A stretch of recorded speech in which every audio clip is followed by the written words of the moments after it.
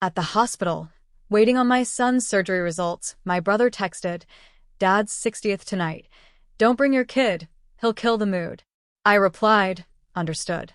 2 hours later, the surgeon said my son was stable. I made one call. When they reached the restaurant and saw the bill, can you imagine funding your own family's biggest celebration, picking out the menu, booking the venue, only to be told your own child, your son, isn't welcome? Because that's exactly what happened to me, and it changed everything.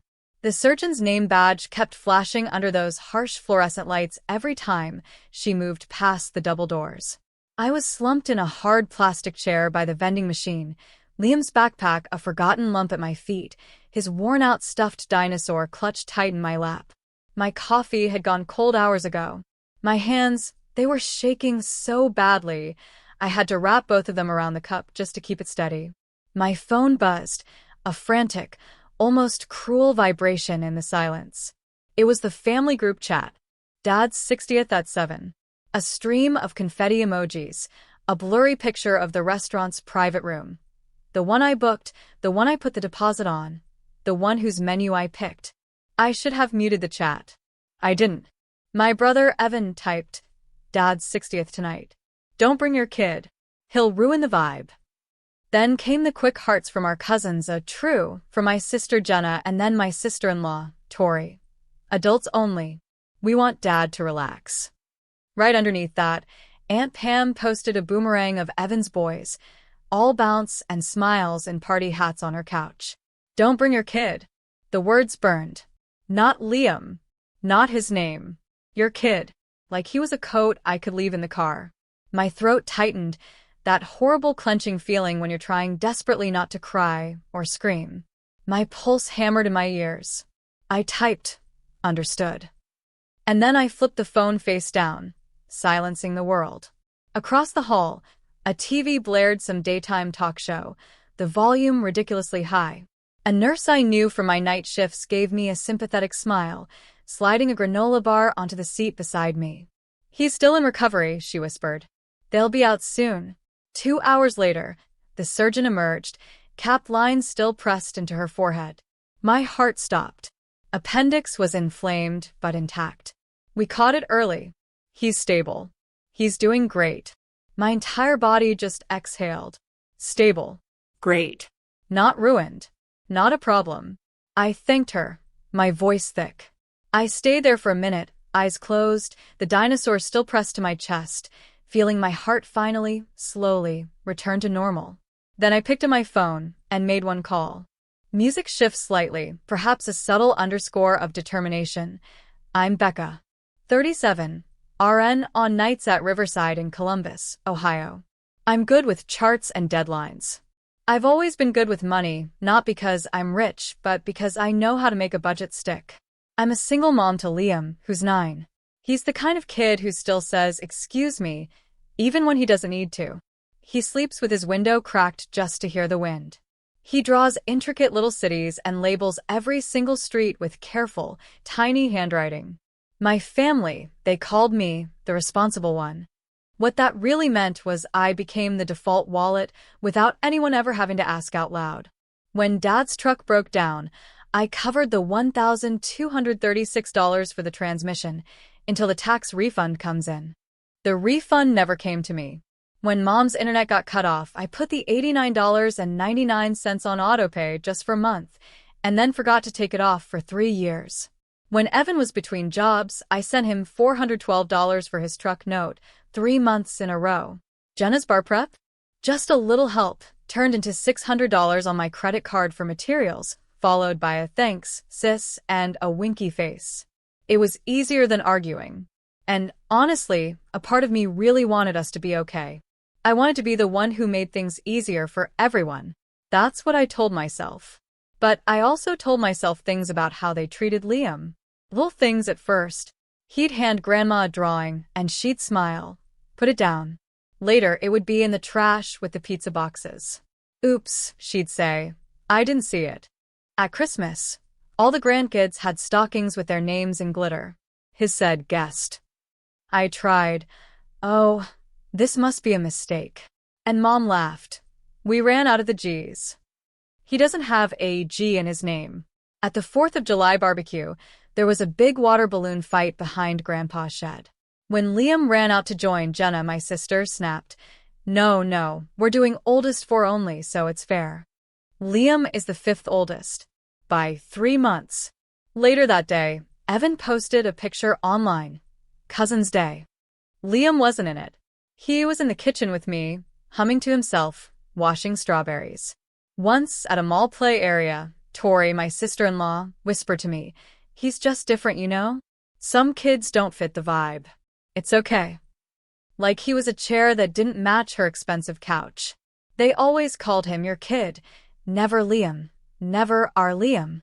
My son has my eyes and my habit of tapping my fingers when I concentrate. He is my family.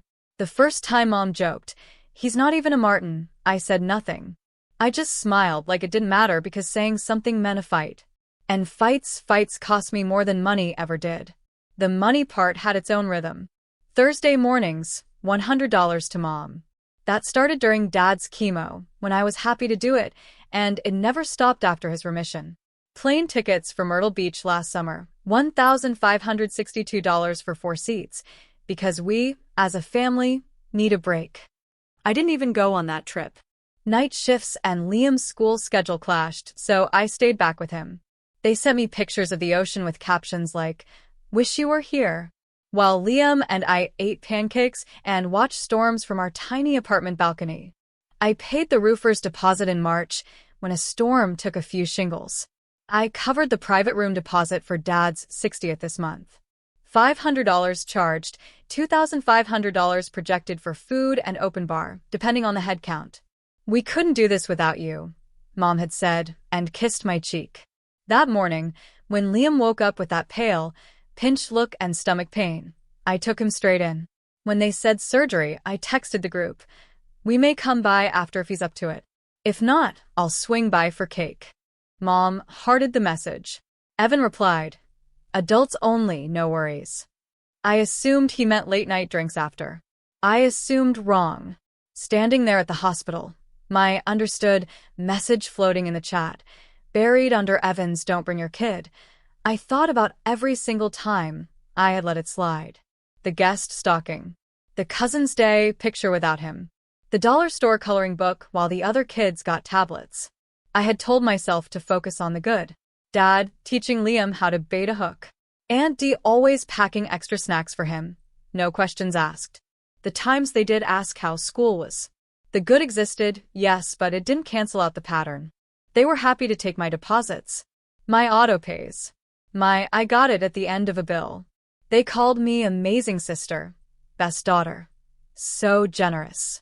Meanwhile, my child was a vibe killer, not welcome at an event his mother had literally organized and financed. They'd been punishing me in tiny, deliberate cuts. Ever since I told them I wasn't getting back together with Liam's dad. Ever since I kept my last name. Ever since I said I didn't need a co-signer for my apartment. Ever since I refused to move back home, just for a year. It wasn't about one dinner. It was the sum of all of it. I felt stupid for not seeing it sooner. But sitting there, in that cold hospital chair next to a vending machine, while my kids slept off anesthesia, the picture snapped into agonizing focus. The surgeon left to check orders. I took a deep breath, found the number in my email, and stepped into the hallway. Cell service is always a tiny bit better if you stand near the window that looks out over the parking garage. Hi, this is Kelsey at Birch and Vine Events, the voice said after 2 rings. How can I help? Hi, Kelsey, I said, my voice surprisingly steady. It's Becca Martin for the Martin party tonight. Private room at 7. I'm the card on file. Oh, hi Becca, she chirped. We're all set for 22. We've got the cake from bakery number 5 in the cooler. How's your dad today? He'll be fine, I said, because Dad is almost always fine when people can see him. Kelsey, I need to make a change. Please remove my card as the payment method for tonight. There was a pause. Then her professional voice returned. Okay, we can do separate checks or one bill to the host when they arrive. Separate checks for each household, I said. My voice was calm, not loud, not even a tremble. And make the bar cash. No open tab. Keep the room and the deposit. Consider the deposit my gift. I can do that, she said quickly. I'll email you a form to confirm removing authorization. We'll still put your name on the cake note. Please write, Happy 60, Dad. Love, Becca and Liam.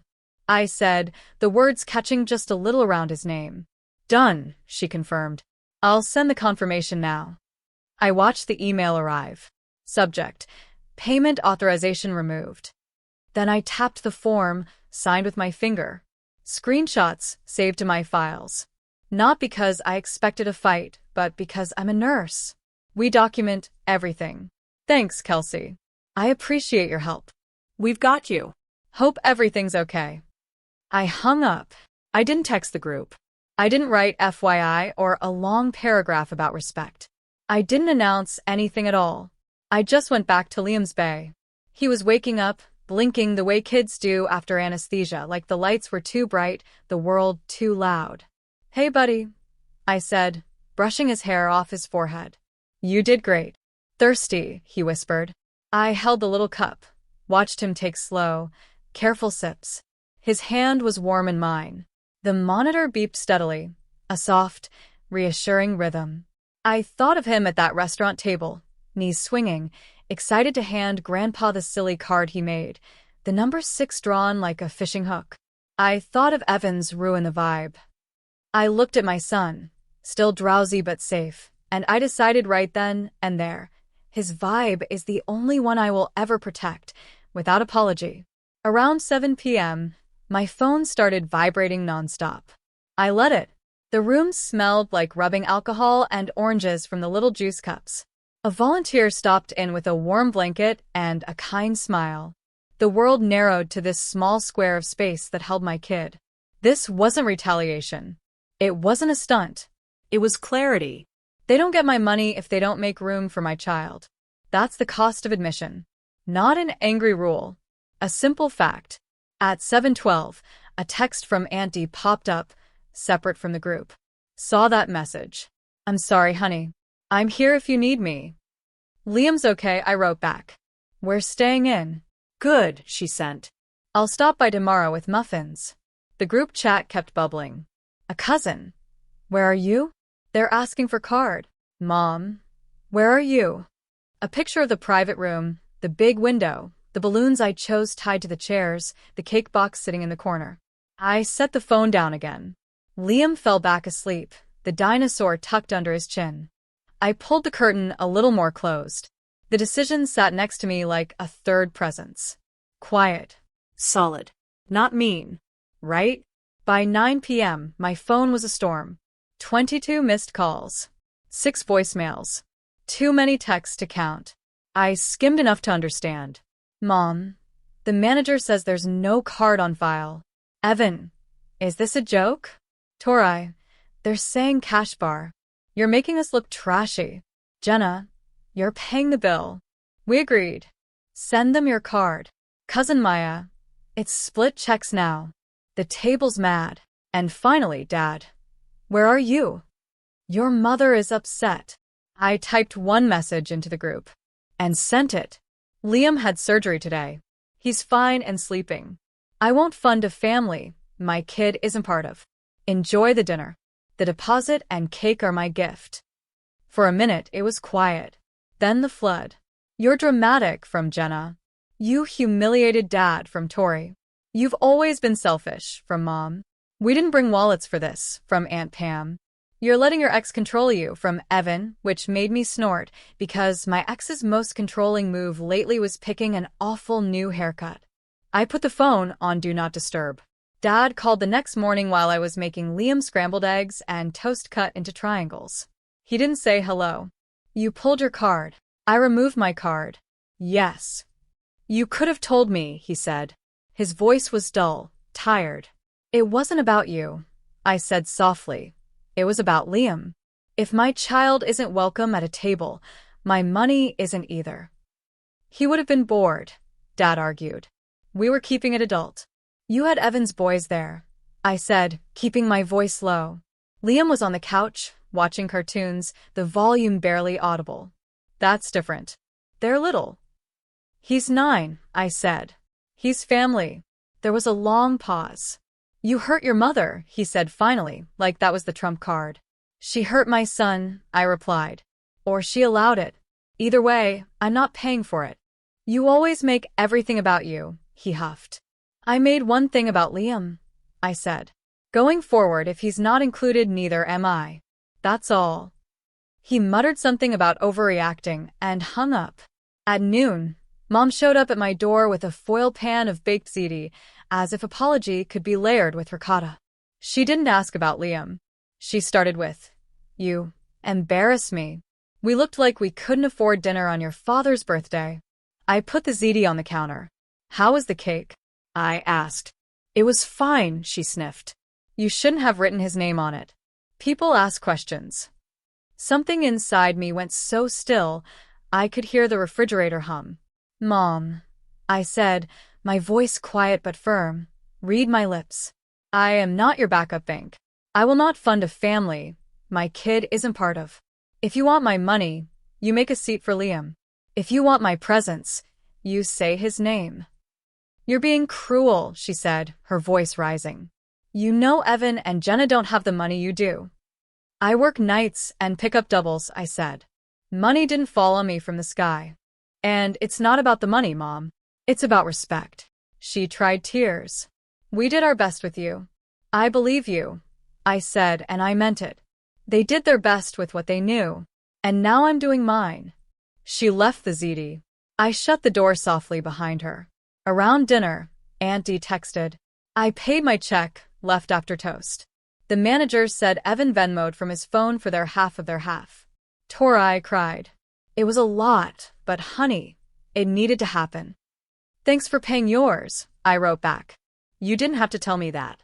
I want you to know you're not crazy," she wrote. "Call me if you want company tomorrow." I sat on the rug with Liam and built a lopsided Lego hamburger. He concentrated on the lettuce pieces like it was surgery. He was himself again, color back in his face. He didn't ask about the party. He asked if we could make banana bread. We could.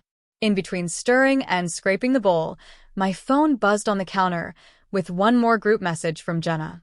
"So, is Thanksgiving canceled too if we say adults only?" I wiped my hands, picked up the phone, and typed, "You can host whatever you want. I'll be where my kid is welcome." Send. I didn't argue. I didn't explain. The boundary is the boundary. It stands, even when I'm tired. Music becomes more hopeful, warm. 2 weeks later, on a Sunday, I set 2 extra chairs at my tiny dining table. I left them empty. Not as a punishment, but as a reminder. One for Grandma, one for Grandpa. If they wanted to come, there was space. If they didn't, there was still enough love in the room. Aunt Dee came with a pan of brownies, her daughter Maya trailing a bag of board games. My neighbor Mike from down the hall brought over garlic bread because he'd smelled my sauce, and you don't let someone's garlic bread go to waste. The table was mismatched and perfect. Paper napkins, the nice plates I found on clearance, a vase with grocery store tulips. Liam talked me into a checkout. We passed bowls. We laughed about nothing in particular. Liam told Maya all about his Lego city. She asked real questions, not just, "Oh, neat." And he lit up. I caught him glancing at the empty chairs once. He didn't say anything. Neither did I. Some silences are gentle. After dinner, he pulled out a drawing he'd made while he was recovering. It was a long table with lots of small circles for faces and a big cake on one end that said, "Everyone welcome." He'd written Grandpa above one seat and Grandma above another, and me, in careful block letters under a little stick figure with spiky hair like his. He handed it to me like something fragile. "Can we put it on the fridge?" he asked. "Front and center," I said, and used 2 magnets so it wouldn't curl. Later, when I was cleaning up, I tucked the hospital bracelet into a drawer with the printed email from Birch and Vine. Not a trophy. A record. The night I decided my son and I would not pay to be tolerated. The calls slowed. The texts got shorter. Auntie sends me pictures when she sees my parents, so I still know Dad's tomatoes are coming in, and the dog started limping on his back leg. Evan and Jenna went quiet, except for a passive-aggressive meme here and there. That's fine. Silence is cheaper than resentment. I redirected my energy to soccer practice signups, to saving for the class field trip, to making banana bread the way Liam likes it, with extra cinnamon.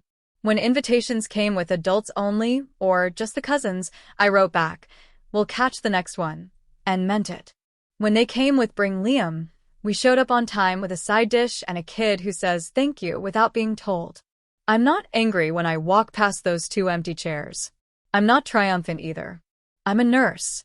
I know a boundary is like a clean dressing. It protects what's healing underneath. You change it when you need to. You don't pick at it. You let the skin do its job. I won't fund a family my kid isn't part of. Say his name, save him a seat, or pay your own bill. The rest is simple. Music swells slightly, then fades out with a soft, lingering chord. So, I have to ask, what would you have done in my place? Have you ever had to draw a boundary like this with your own family, and what was the outcome? Let me know in the comments below. I'm really curious to hear your thoughts.